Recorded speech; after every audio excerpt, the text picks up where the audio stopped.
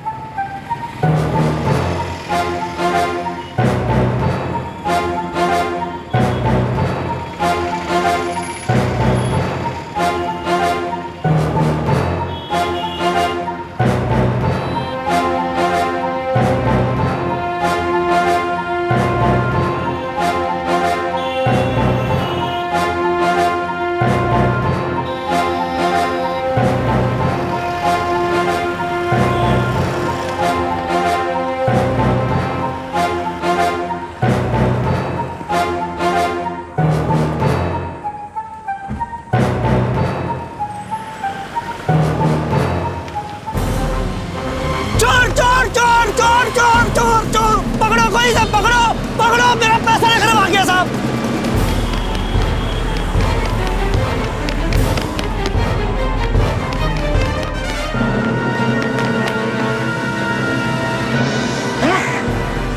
चलो भी। केशव क्या? केशव सोंडा।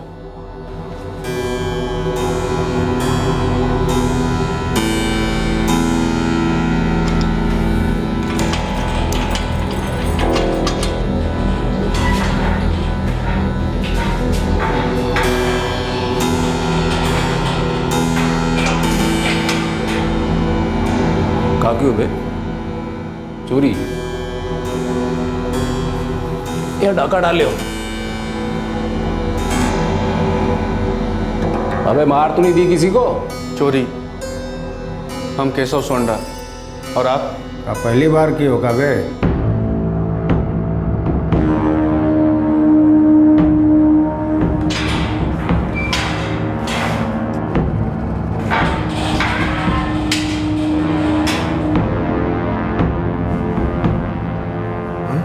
ये हमसे नहीं होगा।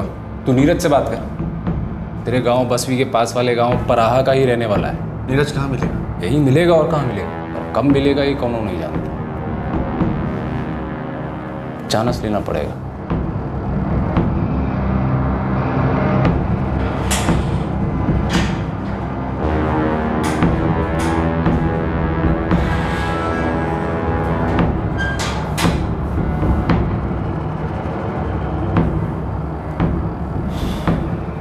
हम नीरज, क्या काम था?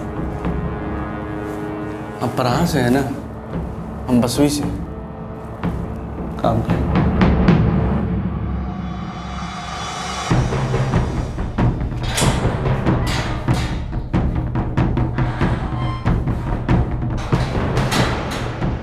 हरिराम। हाँ। तो तू हैगा केशव सोंडा? हाँ। कांटेक्ट करा पुजारी का, तो ओकरा को जो चाहिए ओकरा के पास मिले। पुजारी कहाँ मिलेगा? नंबर वहाँ दे देंगे ओका। कोशिश करते रहना, कबो न कबो लग जाए। ओकरा के हमरा नाम लेके बात करना, तो हर काम हो जाए।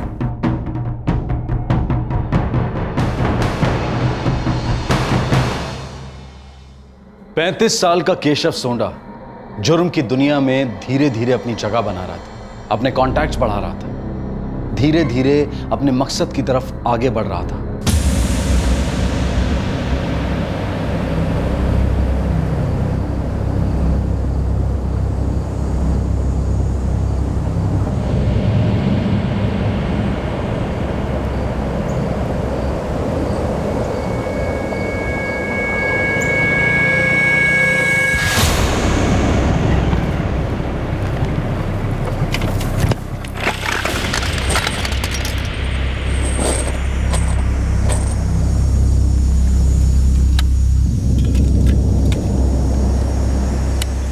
इसमें से तो एक टाइम पर एक ही गोली चलेगा ना, फिर दोबारा लोड करना पड़ेगा। देसी है, यहीं बनता है। पुलिस भी पता नहीं लगा पाएगी कहाँ से लाए हैं।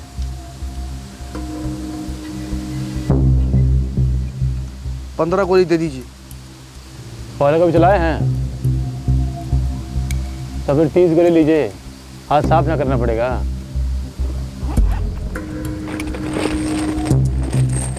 ले लीजिए।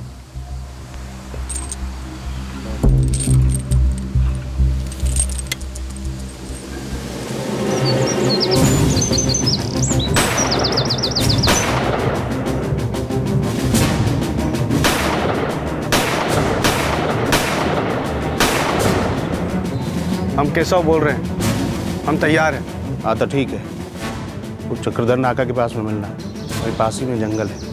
वो हर रात 8 बजे के करीब में मंडी जाता है, हम उसको सीधा वहीं पे लेके आते हैं। ठीक है, हम तुम्हारा वहीं इंतजार करेंगे।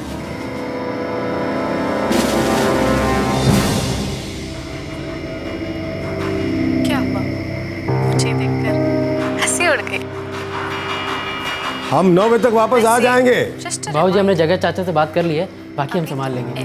अरे चिंता ना ही करो बेटा, हम वो बारे में बात नहीं करेंगे। हाँ, पर आप 9 बजे तक वापस आ जाना, वहाँ बतियाते मत रहना। अब निकलूंगा तब तो आऊंगा। तब तो दोनों से बात करेगा।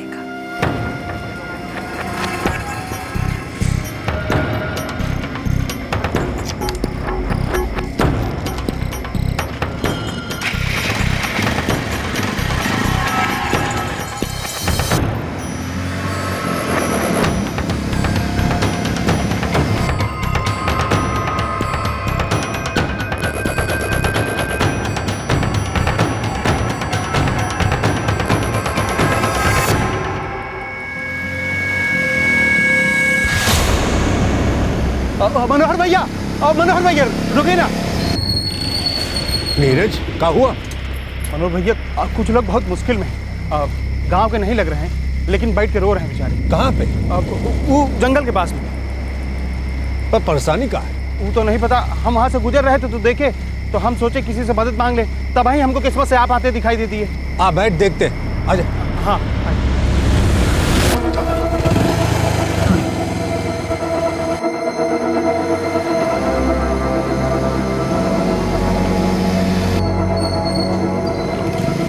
नीरज कहाँ है वो लोग? अब इधर ही पास ही में है, लेकिन ये मोटरसाइकिल नहीं जा पाएगा ना, तो पैदल चलना पड़ेगा।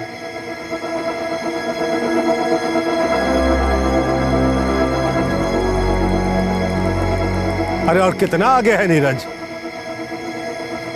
है नीरज, ये क्या हो रहा है? अरे काहे को लाए हो हमको यहाँ? नीरज सुना।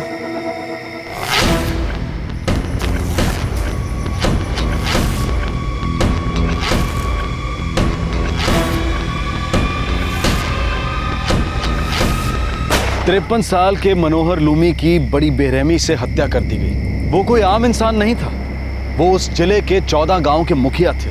उनका बड़ा नाम था, इज्जत थी, रुतबा था।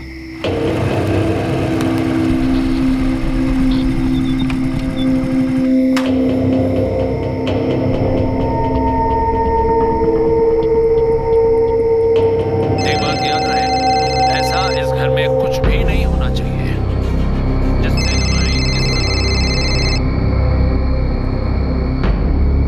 नमस्ते काका। सुनो बेटा, अरे मनोहर जी कहाँ हैं? वो तो मंडी निकल गए, आपसे नहीं मिले? वो तो आए ही नहीं। बेटा हम घर लौट रहे थे तो चक्रधर नाके के पास मनोहर जी की मोटरसाइकिल ये सड़क के किनारे ही पड़ी हुई दिखी। क्या?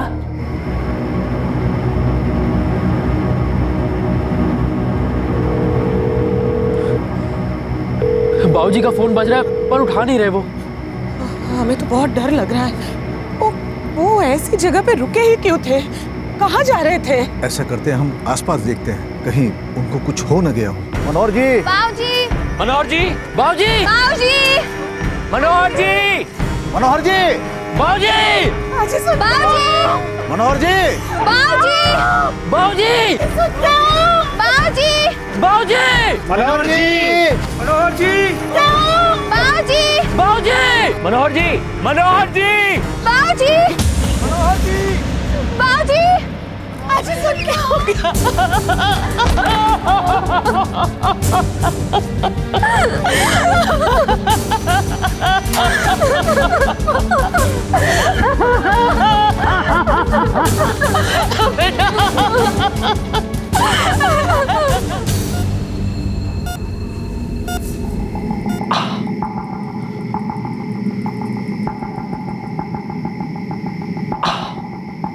पकड़ना।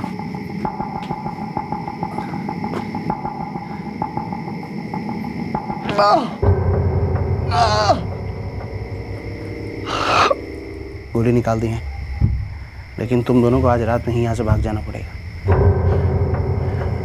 और कुछ दिनों के लिए हम भी यहाँ से गायब हो रहे हैं। भैया आप चल तो सकोगे ना? नागेश, अब देर मत कर।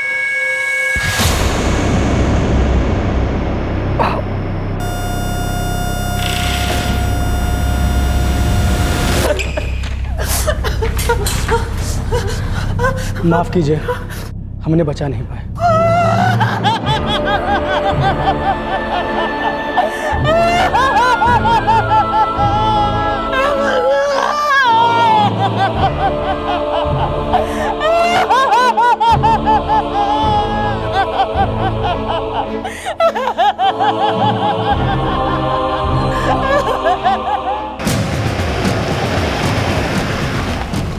सर, मनोहर जी ने अस्पताल में दम तोड़ दिया।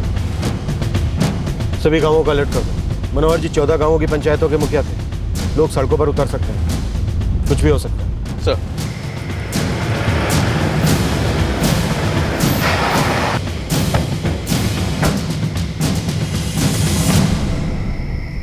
बहुत ही क्रिटिकल कंडीशन में उन्हें यहाँ लाया गया था, इसलिए हम उन्हें बचा नहीं पाए। पोस्टमार्टम रिपोर्ट कब तक मिल सकती है? अगर सुबह तक गांव वालों को बॉडी नहीं सौंपी गई तो वो लोग हंगामा खड़ा कर सकते हैं।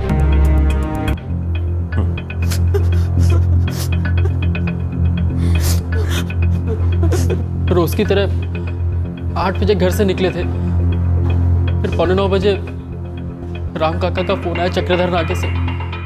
उस तरफ वो किसी काम से गए थे? पता नहीं, घर से मंडी के लिए निकले थे। मगर वो मंडी पहुंचे नहीं साहब। हम लोग तो उनका इंतजार ही करते रहे। हमें लगा कि घर के किसी काम में अटक गए होंगे साहब। फिर आप लोगों को उनकी बॉडी जंगल में मिली? हाँ साहब, हम लोग जंगल में उन्हें ढूंढ रहे थे, तभी मेरा पाँव एक चीज से टकराया। देखा तो मनोहर जी पड़े थे खून में लथपथ।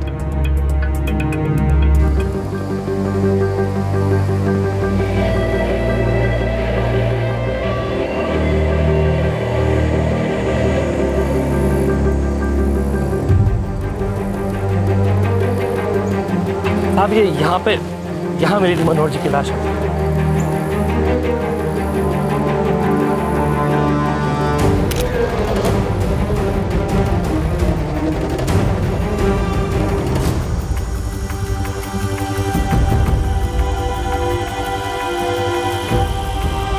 इधर आओ। फॉरेंसिक वाले को बोलो ब्लड सैंपल्स ले ले।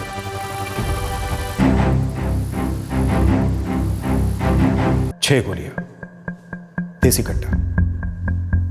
मतलब हर बार रिलोड करके गोली चलानी पड़ी होगी। ये हमला किसी ने अकेले किया हुआ ऐसा नहीं लगता सर। और उसमें से एक जख्मी हुआ है। सर, क्राइम स्पॉट से लिए गए दोनों ब्लड सैंपल्स की जांच की।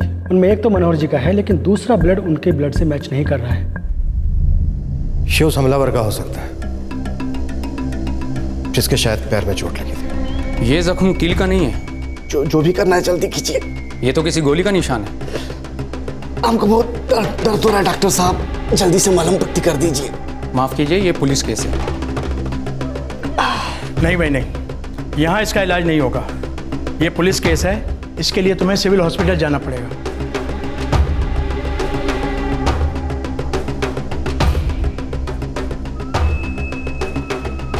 मैं आप सबका जज्बाती होना समझ सकता हूं, पर आप लोग ही बताइए, क्या बिना जांच के कोई मुजरिम पकड़ा जा सकता है? मनोहर जी पूरे 14 गांव के मुखिया थे।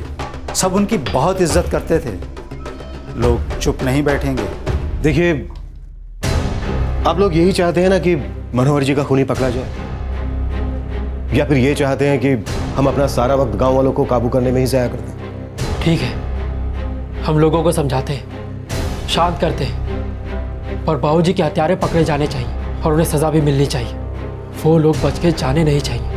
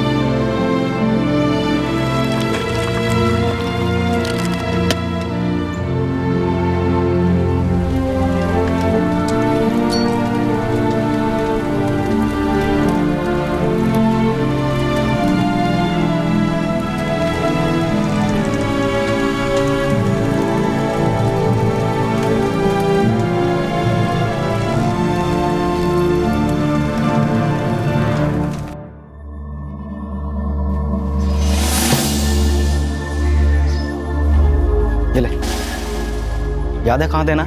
हाँ, मुपना गाँव। जाओ।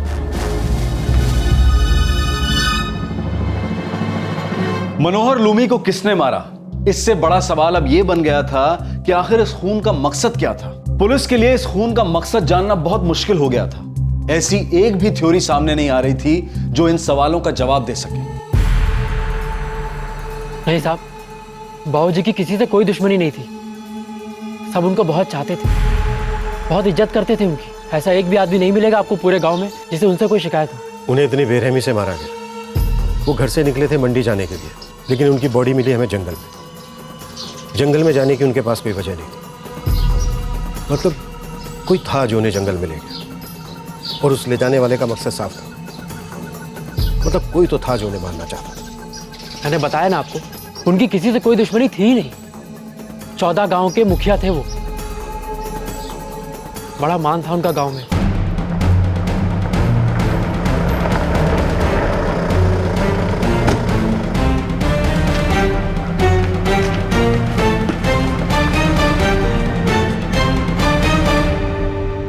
चौदह गांव की 14 पंचायतें हैं और हर एक का अपना अपना प्रधान है, पर उन सब प्रधानों के मुखिया थे हमारे मनोहर जी। देखिए, ये बात हम जानते हैं कि उनकी किसी के साथ कोई दुश्मनी नहीं थी, पर हमला तो हुआ है, और हमला करने वाले जंगल में भाग गए। वो जंगल में जिस तरफ भागे हैं उस तरफ पराहा गांव पड़ता है।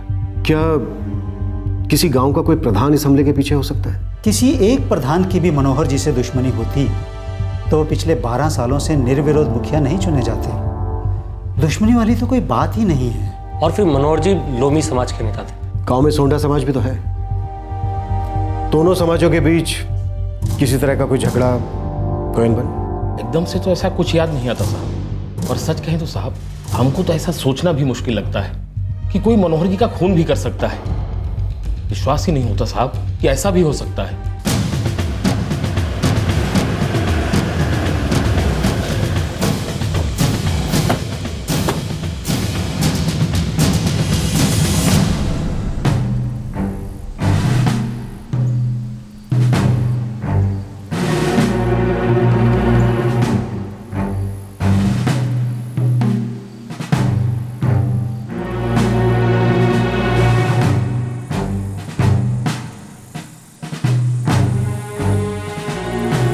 सर, ये रास्ता मंडी की तरफ जाता है। मनोहर जी शायद इसी रास्ते से जा रहे होंगे।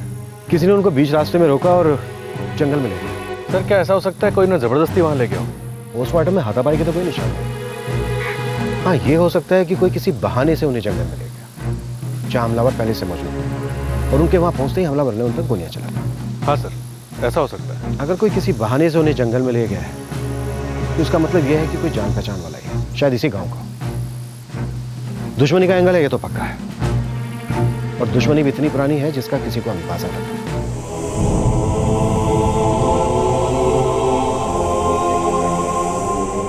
रोज रात को मंडी में मिलना होता था। सब लोग जो है अपना दुकान धंधा बंद करके मिलते थे, बातचीत करते थे। मनोहर जी जब वहां नहीं पहुंचे तो किसी ने उनके घर पर फोन नहीं किया? अब साहब, बात यह है कि हम तो रोज की बातचीत करते थे। कभी कभी कोई नहीं आ पाता तो घर पे अपने अपने काम होते हैं। हमें लगा कि मनोहर जी किसी काम में फंस गए हैं, लेकिन जब हम घर लौट रहे थे तो उनकी मोटरसाइकिल देखी तो हमें लगा कि कुछ गड़बड़ है। अगर दुश्मनी जैसी कोई बात होती तो वो घर पे जरूर बताते, लेकिन ऐसी कोई बात ही नहीं थी। कोई धमकी वगैरह या किसी से कोई खतरा? साहब, और कितनी बार बताएं, ऐसा कुछ था ही नहीं।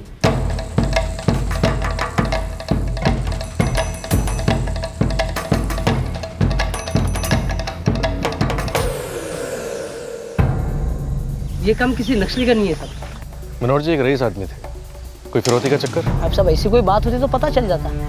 आग की तरह फैलती है खबर, उठती नहीं इसी बात। देसी कट्टे के एंगल के बारे में कुछ पता चला? ये पता लगाना तो बहुत मुश्किल है। ऐसे बहुत से लोग हैं जो देसी कट्टा बनाते हैं, कुछ ऐसे एजेंट भी है जो उन्हें बेचते हैं, कोई उनका रिकॉर्ड नहीं रखता। ये तो आप मुझसे बेहतर जानते साहब। नक्सलियों को कोई एंगल नहीं, कोई दुश्मनी नहीं, कोई पुराना बैर भी नहीं, कुछ पता नहीं चल पा रहा है सर। ना तो गुनहगार का पता चल रहा है और ना ही खून करने के मकसद का। एक आदमी 12 साल से 14 गांवों की पंचायतों का मुखिया है, 12 साल से। उसे भला कोई क्यों मारेगा? वो भी इतनी बेरहमी से।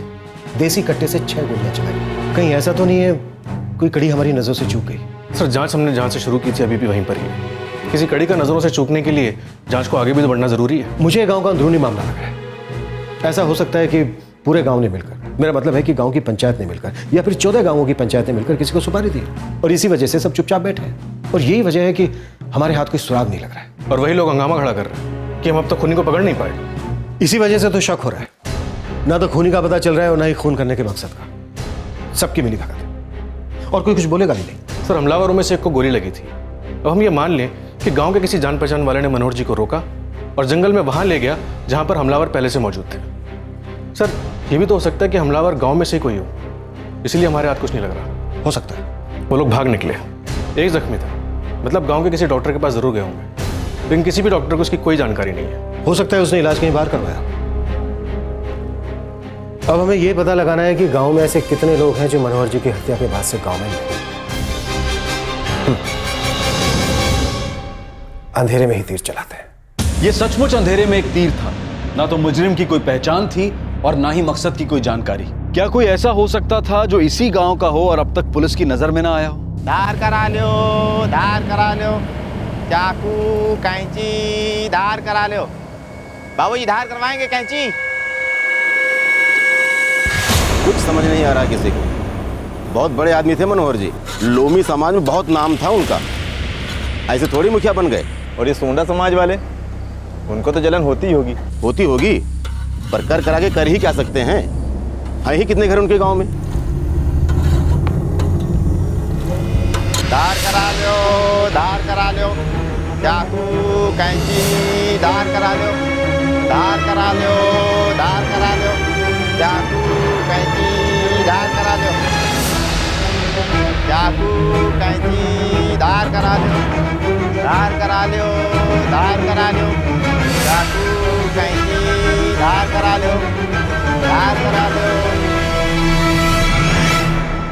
साहब सुई वहीं के वहीं अटकी हुई है, किसी को कुछ समझ में नहीं आ रहा, यहाँ तक कि मनोहर जी के परिवार को भी नहीं। ये तो हमें भी पता है।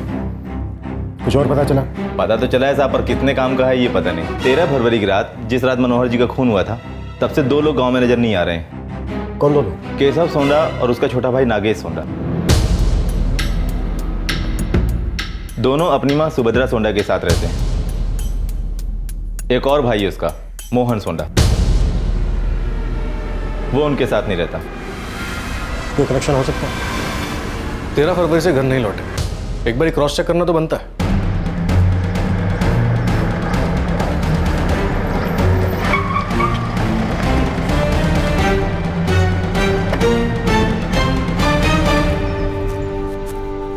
सुभद्रा जी।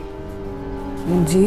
आपके दोनों बेटे केशव और नागेश कहाँ हैं? वो दोनों तो शहर गए हैं साहब। काफी दिनों से गए हुए हैं ना?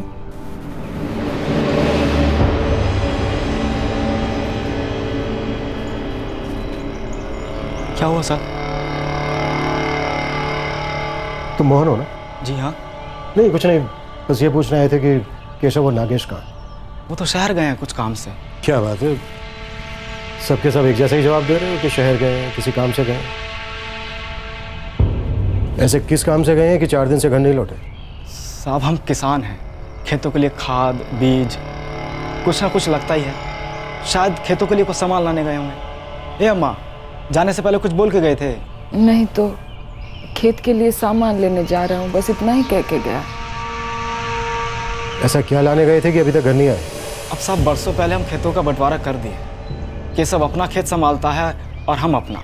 अब हो सकता है कुछ ऐसा काम हो जिसका मुझे पता ना हो। और अम्मा को तो आप देख ही रहे हैं, बुढ़िया आ गई है।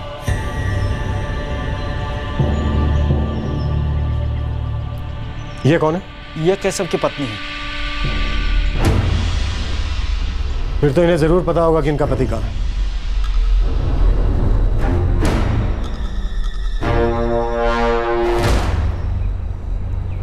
केशव और नागेश के पास मोबाइल तो होंगे।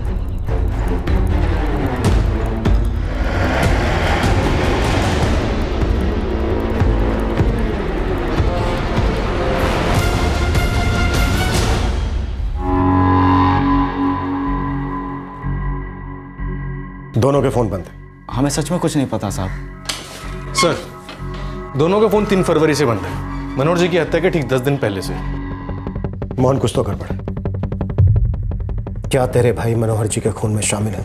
साहब, पहली बात तो ये है कि हमें सच में नहीं पता कि वो दोनों कहाँ हैं, और दूसरी बात ये है कि हमारे भाई मनोहर जी को मारेंगे क्यों? इसी सवाल का जवाब तो हम भी ढूंढ रहे हैं। देख, अगर तुझे कुछ पता है तो सच सच बता दे। हमें सच में कुछ नहीं पता साहब। मुझे लग रहा है केशव और नागेश दोनों इस मर्डर में शामिल। इन दोनों की कुंडली निकलू, या तो ये दोनों हमारे हाथ लग जाएं, या फिर इस मर्डर से इन दोनों का क्या कनेक्शन है ये हमारे हाथ में आ जाए।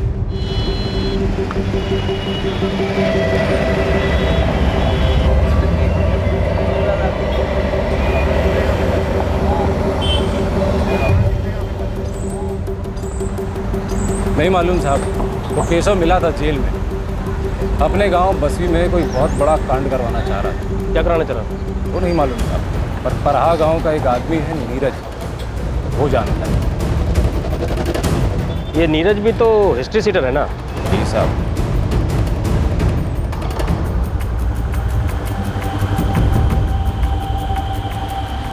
सर, केशव एक हिस्ट्री शीटर है, उसके ऊपर चोरी और डकैती के कई मामले भी दर्ज है। अजीब बात यह है कि उसने जुर्म की दुनिया में 1.5 साल पहले ही कदम रखा है।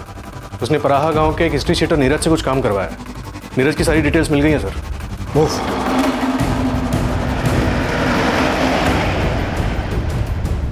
अब सारी कड़ियां केशव के इस खून में शामिल होने का इशारा कर रही हैं, लेकिन उसने ऐसा किया क्यों?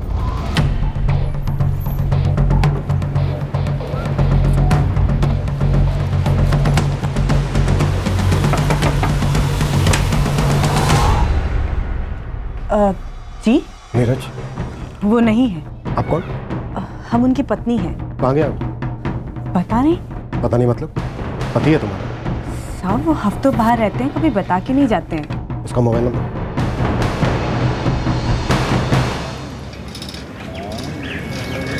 पुलिस को केशव और नागेश पे शक है, और दोनों कहाँ है ये भी पता नहीं। मुझे यकीन ही नहीं होता कि वे दोनों शामिल हैं।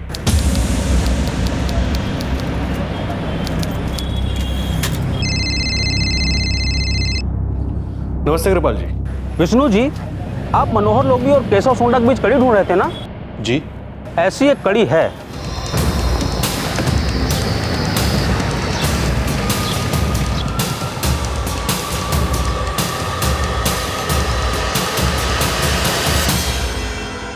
ये पढ़ लीजिए, 22 साल पुराना मामला है।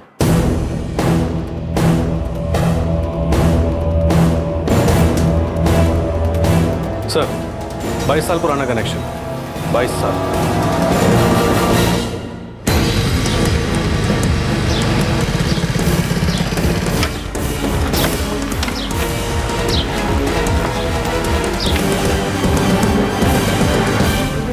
अम्मा, पुलिस का शक अब पक्का हो गया है कि खून केशव और नागेश ने किया है, और उनकी मदद परहा गांव के नीरज ने की है। ऐसी हवा है कि 22 साल पहले का कोई मामला है। अम्मा, आपको पता है कि 22 साल पहले क्या हुआ था? मैं और पूजा तो तब पैदा भी नहीं हुआ।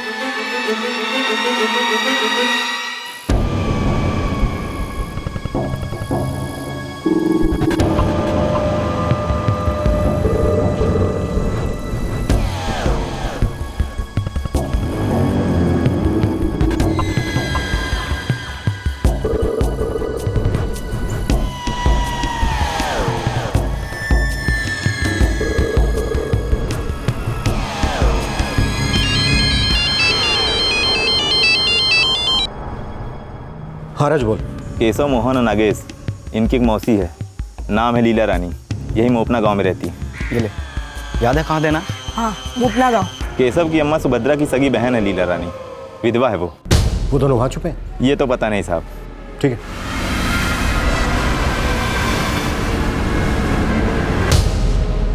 ठीक है, जैसा तुमने कहा हम वैसा ही करेंगे।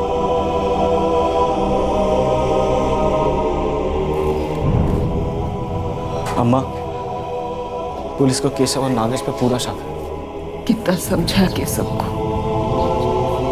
भूल जा, बीती बातों पे मिट्टी डाल। पर नहीं माना, नहीं समझा। क्या मिल गया उसको ये सब करके? बीज तो उसने बोया है अम्मा, अब भुगतेगा भी वही। पहले मोपना गांव में केशव और नागेश की मौसी लीना के घर पर देखते हैं, हो सकता है वो दोनों वहीं हो।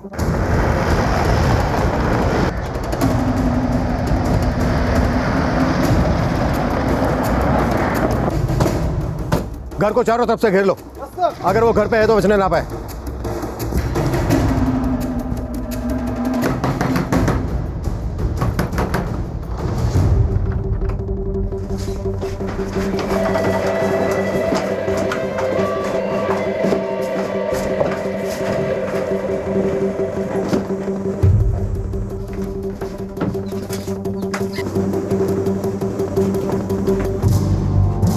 वो यहाँ नहीं है। आप झूठ बोल रही हैं। हम झूठ क्यों बोलेंगे?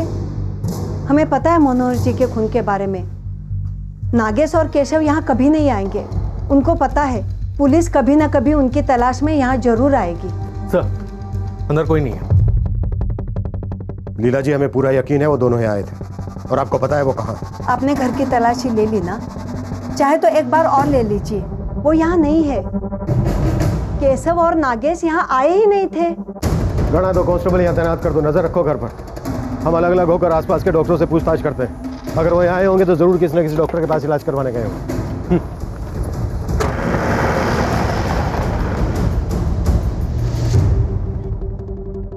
जी हाँ, एक आदमी आया था, नाम तो नहीं पता, पर एक 30 साल का था और उसके दाहिने पैर में गोली लगी थी। जी हाँ, आया था। उसे देखते ही मैं समझ गया था ये पुलिस केस है। उसके पाँव में गोली लगी थी, इसलिए मैंने उसे सिविल हॉस्पिटल जाने के लिए कहा।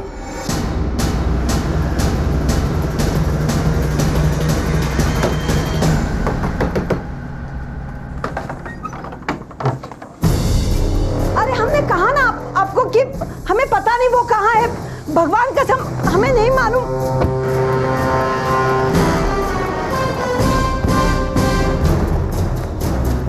अम्मा, पुलिस ने मौसी को हिरासत में ले लिया।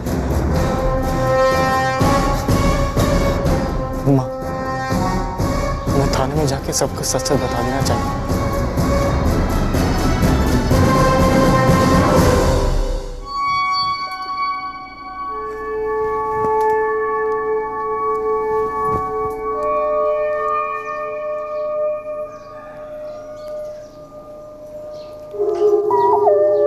केशव, बस कर। क्यों इतना परेशान है बेटा? बेटा, हमारे सामने भी पूरी जिंदगी बाकी है। जिंदा रहने के लायक नहीं है वो अम्मा, उन्हें जीने का हक नहीं है। मैं उन लोगों को जिंदा नहीं छोड़ूंगा। बेटा, हम तुम्हें खोना नहीं चाहते।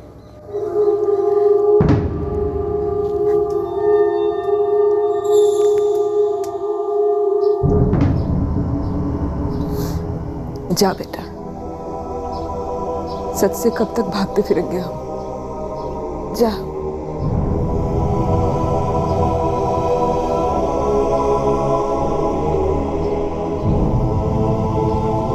हम कितनी बार बोले, वो लोग हमारे यहाँ नहीं आए थे। आप झूठ बोल रही हैं। केशव और नागेश मोपना गांव में आए थे, उनमें से एक जख्मी था। अब सच सच बता दीजिए वो दोनों कहाँ छुपे। मौसी वही कर रही है जो उसे करने के लिए कहा गया है। मतलब तुम्हारी माँ, तुम्हारी मौसी पहले से सब जानते थे कि मनोहर लोमी के कत्ल के पीछे केशव और नागेश? मौसी, अब सच बताना ही पड़ेगा। साहब, केशव उस हादसे को कभी भुला ही नहीं पाया। वो सिर्फ 13 बरस का था और हम 8 बरस के।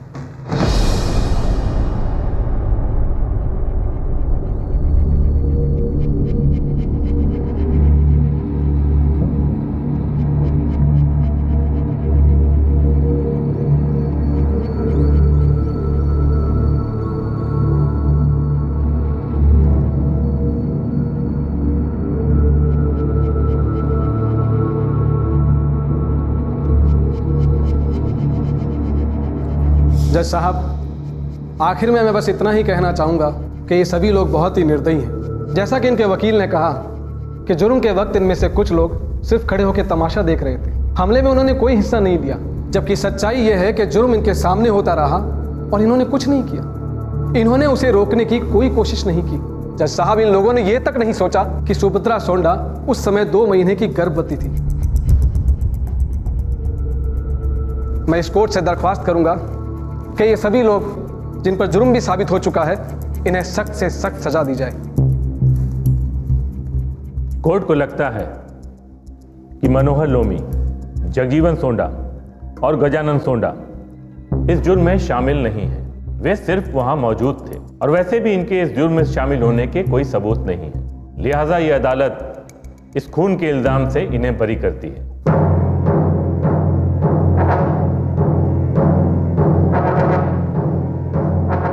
कोर्ट महेंद्र लोमी, नारायण लोमी, मंगल लोमी और शंभू लोमी को इस जुर्म में दोषी करार देती है और इन्हें आजीवन सश्रम कारावास की सजा देती है।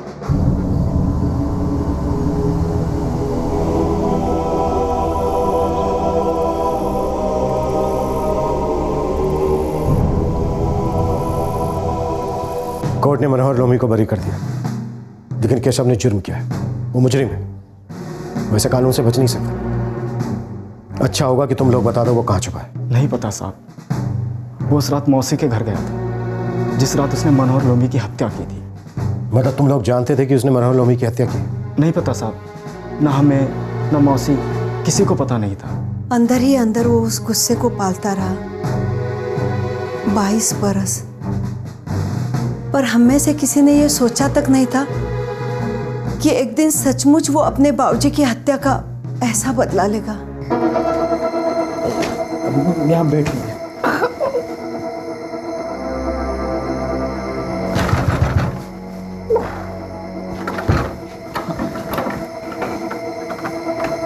नागेश, क्या हुआ?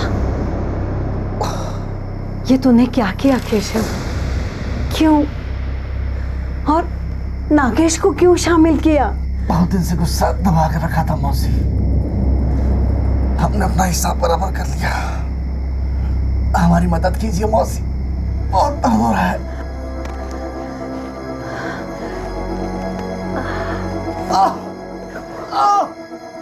बहुत खून बहा है, डॉक्टर को बुलाना होगा। पर मौसी, ऐसा कोई डॉक्टर है जो यहाँ घर आके मलहम पट्टी करे?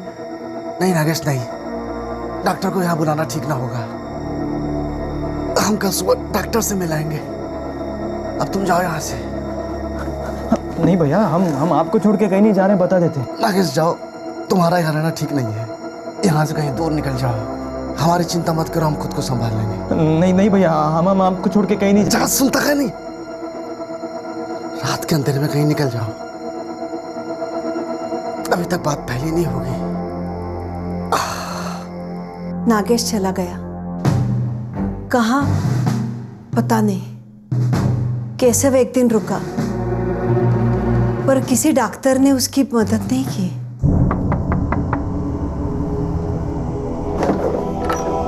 केशव,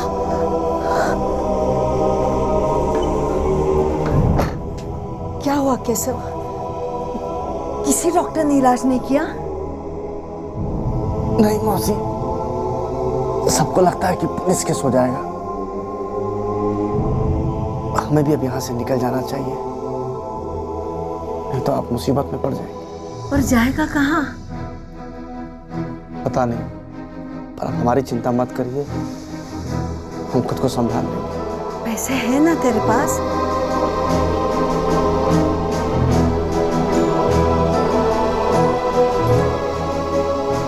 फिर हमने रुपए भेजे। ये ले, याद है कहाँ देना? हाँ, मोपला गाँव। हाँ, जा।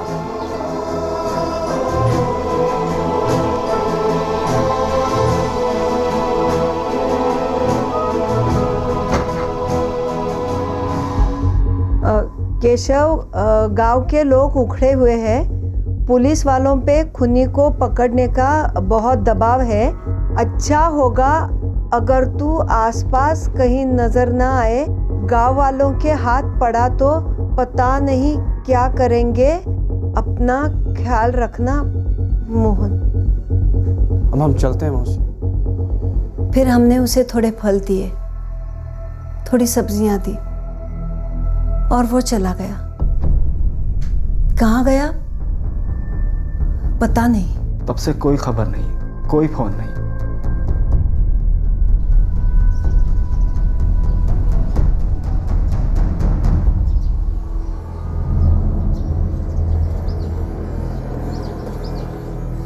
कभी सोचा ही नहीं था कि 22 साल पहले हुए हादसे की कीमत अब जाके चुकानी पड़ेगी मनोहर जी को।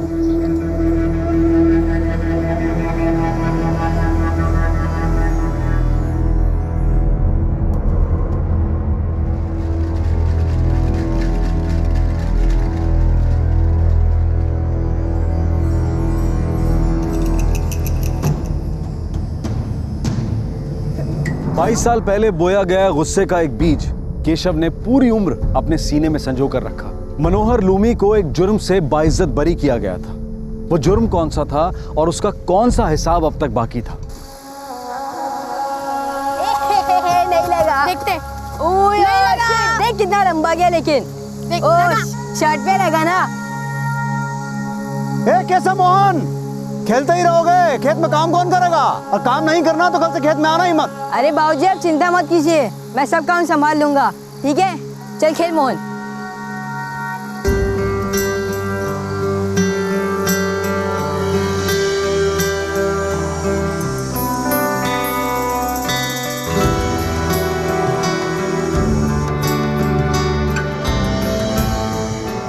कल शहर जाके डॉक्टर को दिखाना है। 1 महीना हो गया। जाएंगे ना, कल सुबह सुबह फैक्ट्री का माल छोड़ आऊँगा, फिर दिन में चलेंगे डॉक्टर के पास। बाबूजी मैं भी आपके साथ आऊँगा। बाबूजी मैं भी। मोहन तू चलना मेरे साथ। ये सब बेटा तू यहाँ रुक के खेत का काम संभाल, तू बड़ा है ना। जब मैं गांव में नहीं रहूँगा तो घर और खेत तेरे ही भरोसे है, ठीक है ना? ठीक है बाबूजी।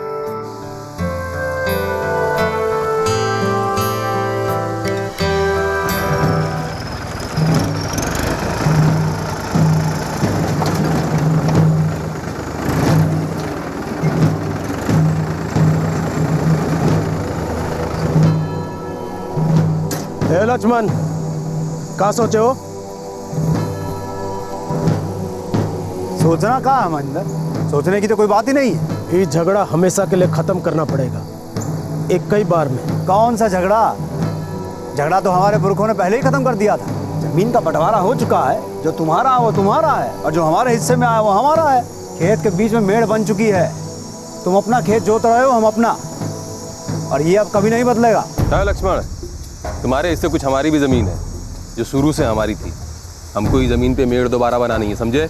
ये झगड़ा कभी मिटा ही नहीं था, लेकिन लगता है अब वक्त आ गया इसे मिटाने का। महेंद्र, इस बंटवारे से तुमको तकलीफ होगी, हमको नहीं है। और असल में तुम लोग को तकलीफ ये है कि इस गांव में सबसे बड़ा खेत हमारे पास है, और इस बात से हमको कोई तकलीफ नहीं है।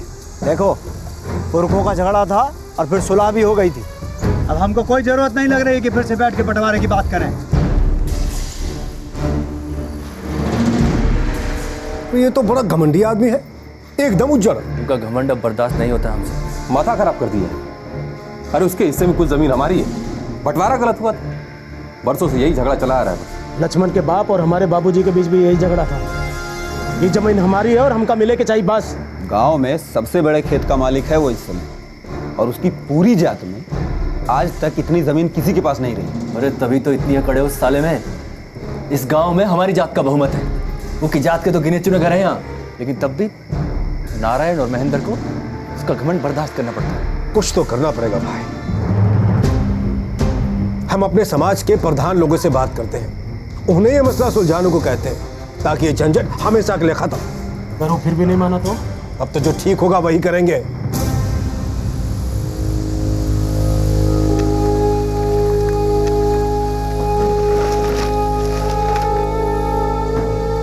अरे बेटा, इस जमीन पर उनका कोई हक नहीं है और हम उनकी धमकी से डरने वाले नहीं हैं। बाबूजी, जो जमीन हमारी है वो उनकी क्यों कहते हैं?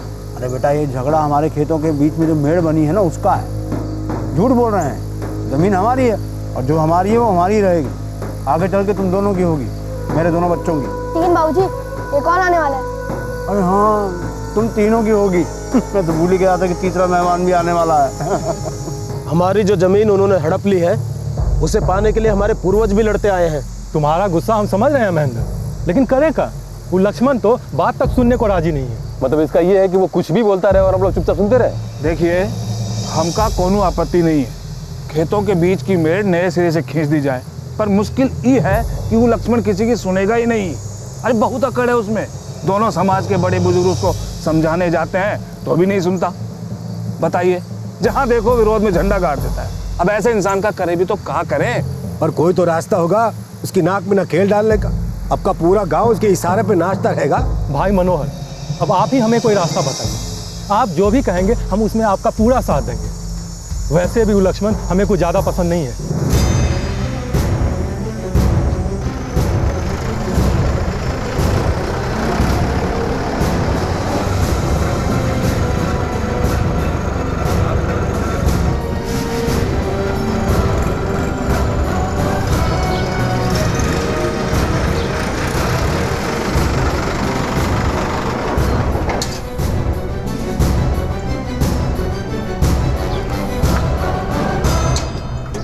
पगला गए हो क्या तुम लोग जो ये सुझाव लेकर यहाँ आए हो? लक्ष्मण, हम बड़प्पन दिखा के अपना हाथ आगे बढ़ा रहे हैं और तुम अकड़ दिखा रहे हो।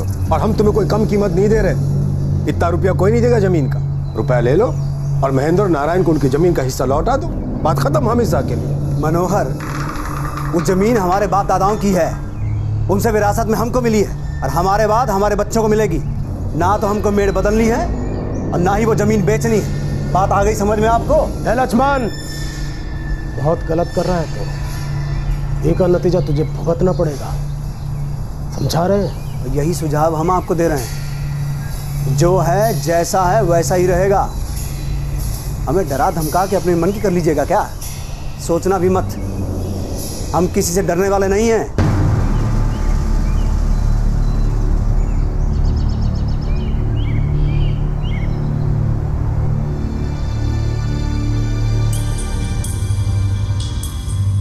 सुनिए ना, खत्म कर दीजिए ना इस झगड़े को। कौन सा झगड़ा? तुमको कुछ पता भी है? नहीं ना? मुंह बंद रखो अपना। अब तक मुंह बंद ही रखा था हमने, पर अब चिंता होती है हमें। 2 बच्चों के बाप हैं आप, एक और आने वाला है।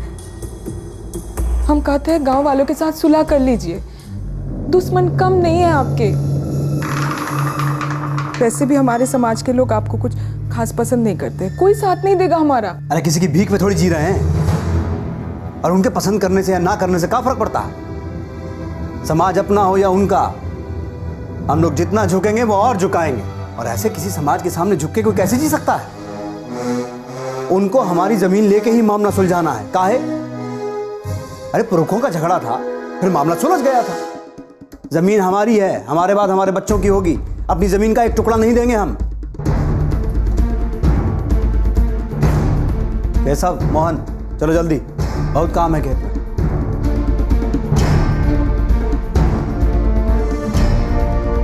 लक्ष्मण स्वभाव से ही विद्रोही था, समझौता नहीं करना चाहता था। लक्ष्मण महेंद्र और नारायण के साथ अपने खेत के मेड़ को लेकर चल रहे झगड़े को सुलझाने को राजी नहीं था। उसका अपने समाज के लोगों से भी कोई बहुत अच्छा रिश्ता नहीं था। वो अपनी जिंदगी अपनी शर्तों पर जीने में विश्वास रखता था और आखिर उसे इसकी कीमत चुकानी पड़ी।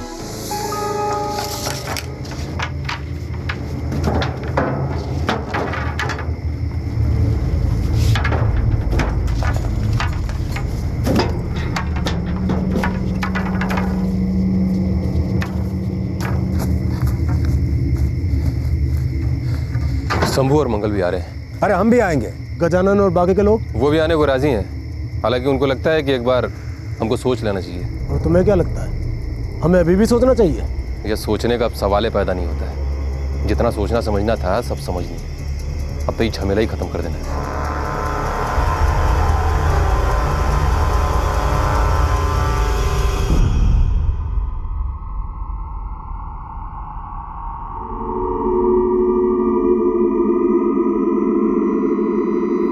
केशव, मोहन उठे नहीं का अब तक? मोहन सो रहा है, केशव नहा रहा है। अरे तो उसको भी उठाओ, तैयार करो, दोनों को भेजो खेत पर। जी हाँ, रोटी उन्हीं के हाथों भिजवा दूंगी। हाँ।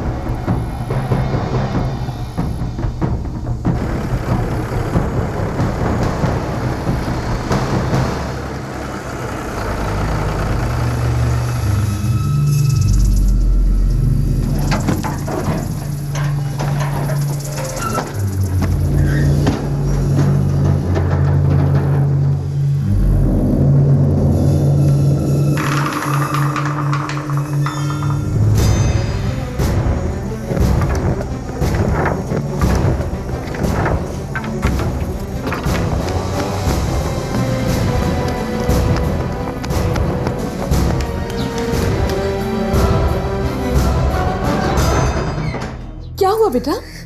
क्या हुआ, क्या बता तो। चाची बोलो। चाची वो लोग लक्ष्मण चाचा पर हमला करने के लिए आ गए और वो लोग लाठियां भी लेके आ गए।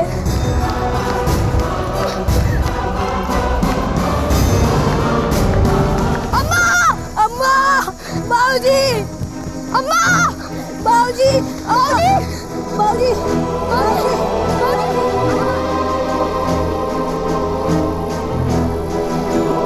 अब खींच लो मेड़ अपने हिसाब से, कौन रोकने वाला नहीं। हम जानते हैं भूलना इतना आसान नहीं है, मगर बेटा हम कर भी क्या सकते हैं। भूल जा केशव, भूल जा। बीती बातों पे मिट्टी डाल बेटा। मिट्टी तो डालेंगे अम्मा, पर बीती बातों पे नहीं। मनोहर लोमी की लाश पे जब तक वो जिंदा है हम चैन से नहीं रह सकते।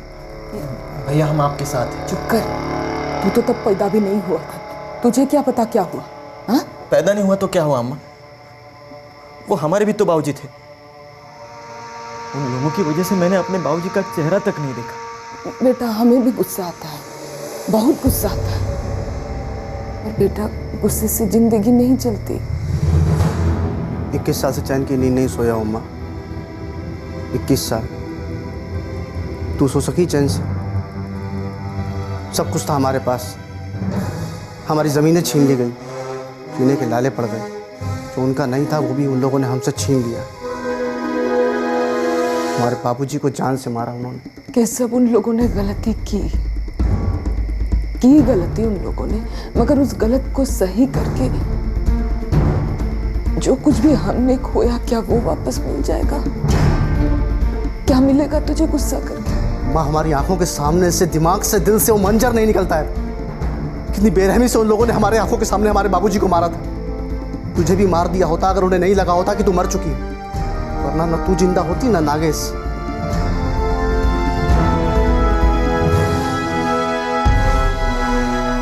मनोहर को कीमत तो चुकानी ही पड़ेगी, हिसाब तो बराबर करना ही है हमको।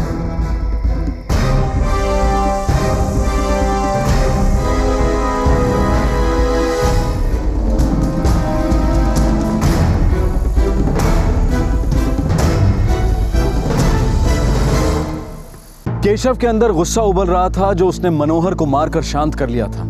मनोहर अब मर चुका था, लेकिन केशव अब भी सहन कर रहा था। वो दर्द से गुजर रहा था, पुलिस से, कानून से भाग रहा था, लेकिन वो कब तक भाग सकता था?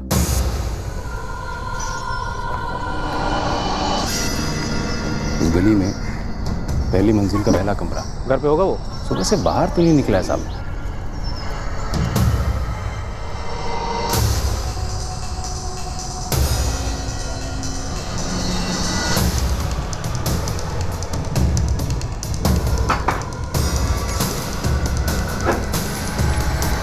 बारात बारात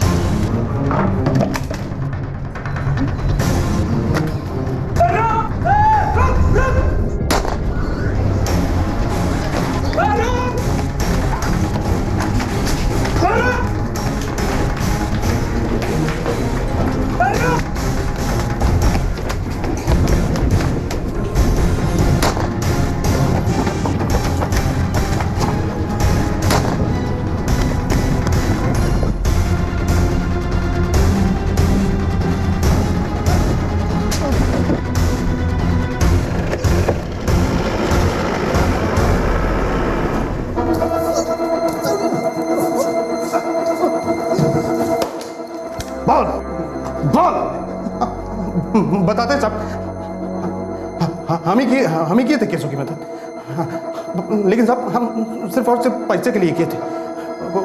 मनोहर भैया को हम ही रोके थे और हम ही लेके गए थे, लेकिन हमको ये नहीं पता था कि वो लोग उनका जान ले लेंगे। बस हम सब इतने किए थे। देख नीरज, आखिरी मौका दे रहा हूं, ट्रिगर दबने से पहले सब कुछ सच सच बोलते। बताते हैं सब वो जंगल में होगा। सब हमसे कह रहा था पहले अपनी मौसी के घर में जाएगा, और इसके बाद में जंगल में भाग के छुप जाएगा। और नागेश? नागेश के बारे में हमको कुछ नहीं पता साहब। साहब वो केशव आज तक हमको कुछ नहीं बताया साहब।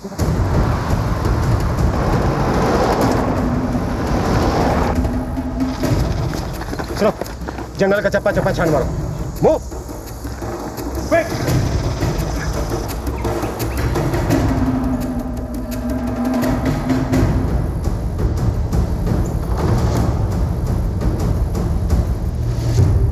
सभी गांव वालों को यह सूचित किया जाता है कि बस्ती गांव का केशव सोंडा एक मुजरिम है। पुलिस को उसकी तलाश है। उसके दाहिने पांव में चोट लगी है।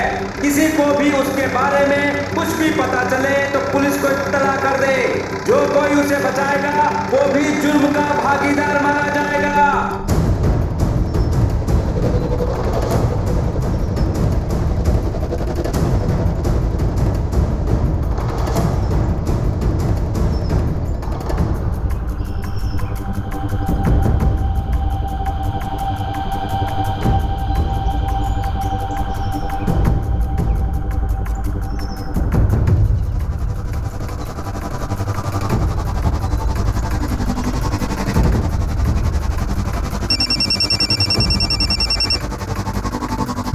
हेलो, हम गोविंदपुर से बोल रहे हैं साहब। साहब यहाँ गांव के बाहर एक मंदिर है साहब। साहब वहाँ एक आदमी छुपा हुआ है, जख्मी हालत में है साहब। साहब हमको लगता है केशव है जिसकी आपको तलाश है साहब।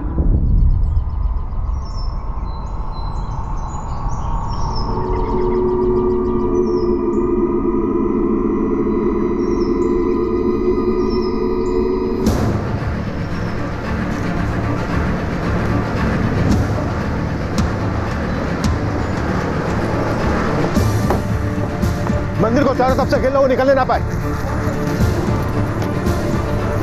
वर्मा तुम इधर से जाओ। जी हमें पता चला है खूनी छुपा हुआ है। सर वो यहीं पीछे। मूव।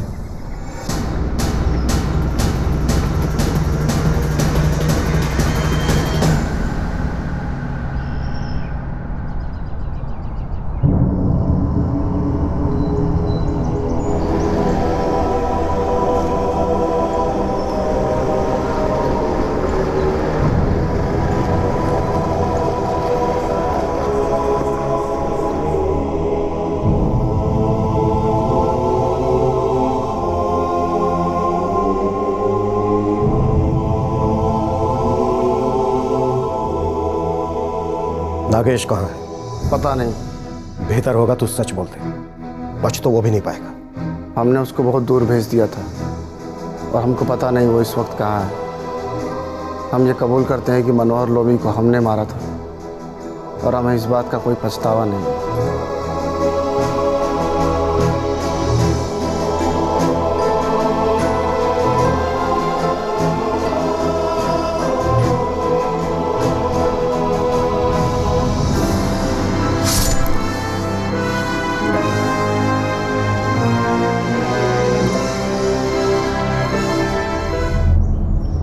केशव नागेश के बारे में कुछ भी बोलने के लिए राजी नहीं। क्या सुकून मिल गया उसे ये सब करके। उन्होंने तुम्हारे बाबूजी को मारा, तब से इस घर का सुख चैन सब कुछ चला गया। बहुत तकलीफ से दिन काटे हमने। क्या ये दिन देखने के लिए? ये सब क्यों नहीं भुला पाया? ये सब क्यों नहीं भुला पाया वो?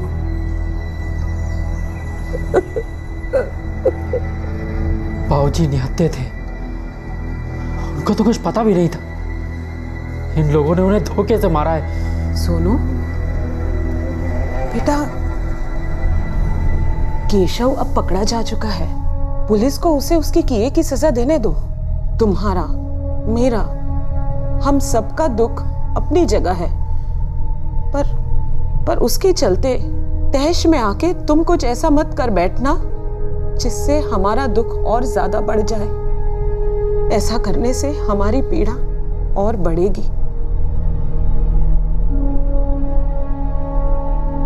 केशव और नीरज फिलहाल जुडिशियल कस्टडी में है। केशव का छोटा भाई नागेश अब तक फरार है पुलिस ने उसके घर पर और हर तरफ निगरानी रखी हुई है। केशव के नजरिए से उसने अपने पिता की हत्या का बदला लिया, लेकिन क्या यह बदला वाकई उसके पिता के साथ हुए अन्याय का जवाब था?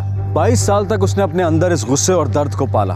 उसकी जड़ें मजबूत होती गईं और फिर वो वक्त आया जब वो बदला ले सके, उस गुस्से को बाहर निकाल सके। 22 साल वो इसी एक दिशा में आगे बढ़ता रहा, लेकिन क्या वो एक बेहतर जिंदगी जीने की दिशा में आगे नहीं बढ़ सकता था? कोई आप पर अन्याय करे, वो पीड़ा उम्र भर नहीं भुलाई जा सकती, ये बात बिल्कुल सच है। आपके साथ गलत हुआ है, ये बात टीस की तरह चुभती रहती है, लेकिन गलत का जवाब गलत तो नहीं हो सकता ना। हत्या का जवाब हत्या से देकर वो दर्द, वो पीड़ा मिट नहीं जाती, बल्कि वो सबकी जिंदगी में और दुख दर्द भर देती है। फिर एक नया सिलसिला शुरू होता है दर्द और पीड़ा का, एक नई दुश्मनी का। हम सब जानते हैं कि जब क्रोध और पीड़ा की भावनाएं मन में घर कर लेती हैं, तब समझदारी से काम लेना मुश्किल है। क्लोजर यानी समापन का अर्थ आंख के बदले आंख और जान के बदले जान नहीं हो सकता। बात फिर चाहे एक बेटे के निजी गुस्से और दुख की हो, उसके बदले की हो, या किसी ऐतिहासिक अन्याय के खिलाफ बरसों उफनते गुस्से की हो, उससे सिर्फ जज्बात का लावा भड़कता है, लेकिन किसी के हाथ कुछ भी नहीं आता। ये हमें तय करना होता है कि जिन यादों से